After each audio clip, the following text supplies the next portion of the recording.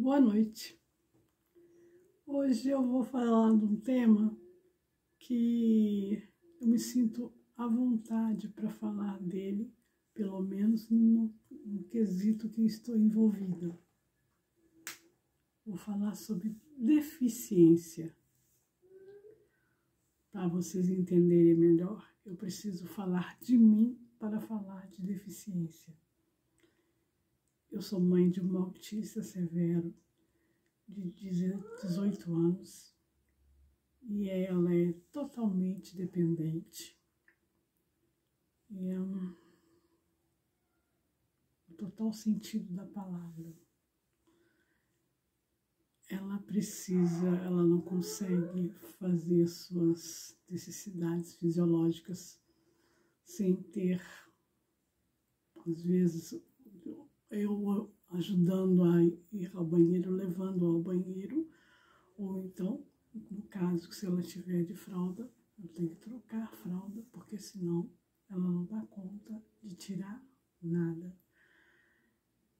Precisa de ajuda na alimentação, porque quando ela está bem, ela pode partir para comer, mas ela pode também simplesmente não mastigar, jogar o prato para o lado e coisas desse tipo. Então, se eu quiser garantir que ela se alimente bem, eu tenho que ajudá-la. Então, é isso. Deficiência é complicada, mas a deficiência, a ela, eu devo a minha mudança de 180 graus na minha percepção da vida. É porque quando a gente tem um bebê, a gente normalmente sonha a perfeição. Acontece que quando aparece a deficiência, você vê que não é bem assim, não está no script. Então você tem que aprender a lidar com a deficiência, aprender a lidar com as coisas em volta, com a reação das pessoas em volta. E é tipo assim, você fazer um meio campo entre você, entre o mundo e seu filho. É por aí. Então, o que eu tive que fazer? Depois de um luto, que é bem comum nas pessoas quando descobrem que o filho é deficiente, eles precisam de um tempo para poder cair a ficha.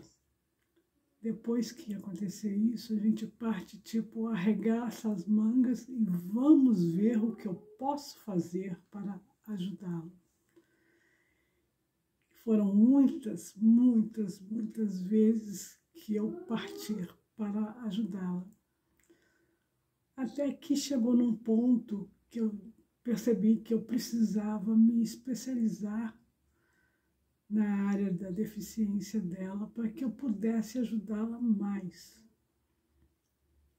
E eu vou te dizer que não é que resolveu a questão totalmente, mas de verdade eu aprendi a lidar com a deficiência, com o autismo em si, e aprendi também a entender que nós não somos seres mães, não somos seres absolutos que podemos, um passe de mágica, tirar o que incomoda nossos filhos.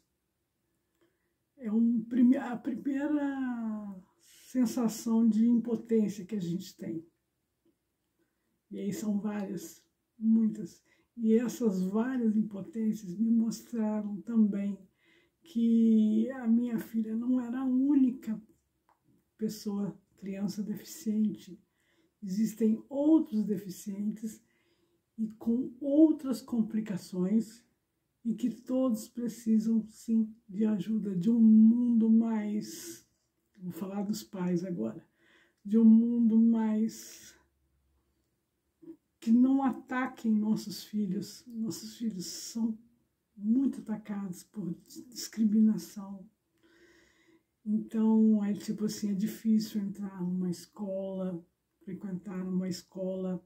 Se está na escola, você precisa de um professor apoio, você tem que fazer uma outra batalha para que seu filho seja atendido com um professor apoio.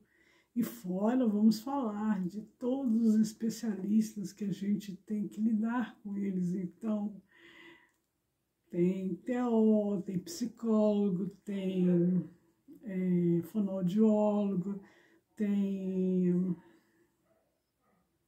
esqueci o nome, fisioterapeuta, psiquiatra, médico clínico geral, mais outros. Então, quer dizer que é uma coisa que não sai barato, não é qualquer um que consegue mantê-los desse jeito. Até conseguir uma ajuda relativamente no sentido de, no caso da minha filha, o BPC. Mas tem muitos que não conseguem.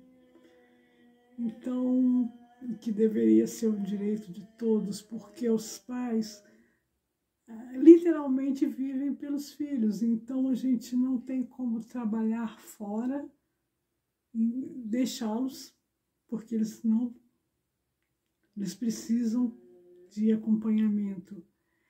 E aí a gente acaba negligenciando a nós mesmos, os pais. E nem sempre vamos colocar no casal, porque muitos os pais, na hora que percebem as dificuldades, normalmente costumam sair. Conheço algumas exceções, sim, mas são raras, certo? E essa convivência com a dificuldade, com o preconceito, me fez olhar as outras pessoas que sofrem preconceitos. No caso, as pessoas negras, as pessoas com outras deficiências. Então, a gente começa a perceber que quando a gente fala em lutar, quando a gente fala em segurar e tentar assumir causas, a gente não está querendo briga, a gente não quer lutar com o mundo, apesar que posso falar como mãe, eu posso dizer que a gente pode sim pegar um leão à unha todos os dias, porque a gente está disposto a isso. Mas eu não acho justo, nem com os nossos filhos, nem com nós mesmos, assumir que vamos pegar uma dificuldade à unha para poder conseguir direitos nossos e deles. E eu me lembro que em 2018, para encerrar o assunto, em 2018 eu publiquei uma entrevista, uma matéria, que me parece que é da BBC, isso aí é o site exatamente, eu não sei, mas que falava que o nazismo, na época da Segunda Guerra, eles começaram a implantar uma forma de pessoas deficientes não é serem tiradas, não. Falavam com as famílias que eles deveriam ficar num lugar em tratamento. Isso é uma forma capacitista de colocar as pessoas num lugar, tipo assim, tirou das minhas costas e colocou em algum lugar que eu não veja. E lá, muitos acabavam morrendo por descuido ou mesmo por saudade, porque as crianças, as pessoas com deficiência sentem falta, os que são em grau mais severo. E aí fica assim, existe a teoria das casas de repouso, de descanso, sanatórios, não sei. Isso é uma maneira de esconder da pessoa, da família e da própria sociedade o que está ali para ser amado, e a gente tem que trabalhar em função deles. Mas seria muito bom, seria muito justo que isso partisse de cima para baixo, e não a gente tivesse que lutar uma guerra todas as vezes vezes que a gente precisa de ajuda. Vou citar um exemplo. A farmácia popular, que está sendo destruída por esse governo, hoje mesmo, não vou falar no caso dela, foi no meu caso, fui pegar uma medicação que normalmente eu pego 3 medicações, hoje eu já encontrei uma só. E o que acontece? Quando a pessoa não tem como comprar aquela medicação, o governo está matando aos pouquinhos aquela pessoa que precisa da medicação. Vamos falar diabetes, hipertensão, pessoas com problemas cardíacos. De onde estão tirando que podem cortar esse tipo de coisa? Estão matando mais um monte de gente. É isso. Falando então de deficiência, preste atenção. Eu sou uma mãe de uma deficiente. Conheço várias. E que, infelizmente, muitas votaram para colocar esse genocida lá em cima. Mas espero que os nossos filhos não paguem por os erros delas. Tá?